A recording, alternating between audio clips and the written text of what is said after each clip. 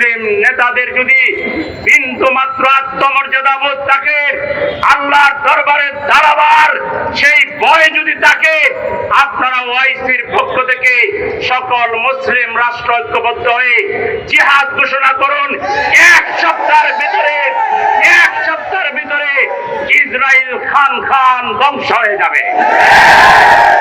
ফিলিস্তিনের উপরে এই সুযোগটা পেয়েছে আমাদের মুসলিম রাষ্ট্রগুলোর তথাকথিত নেতৃবৃন্দ, যারা মূলত ইসরায়েলের দালাল। তারা যদি মুসলমানদের প্রতিনিধিত্ব করতেন, ইসরায়েলের বাবারও শক্তি নাই বারবার গাজার উপর হামলা করতে পারে।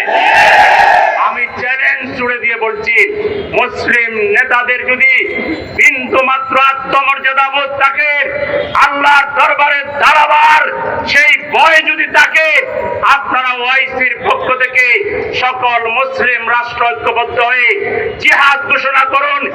এক সপ্তাহের ভিতরে ইসরায়েল খান ধ্বংস হয়ে যাবে। আজকে এই দালাল মুসলিম নেতৃবৃন্দের কারণেই আজকে গাজায় আমার মুসলমান শিশুরা, নারীরা যা কোন যুদ্ধের নীতিতে নাই, আন্তর্জাতিক সকল আইনকে লঙ্ঘন করে তারা নির্বিচারে শিশুকে হত্যা করছে, নারীকে হত্যা করছে, যুদ্ধাপরাধ করছে, তাকে ঠেকানোর কেউ নাই। সময় আসবে, আল্লাহ ইন্নাল্লাহ লা ইউহিব্বুল মুতাদিন, আল্লাহ বাড়াবাড়িকারীকে পছন্দ করেন না।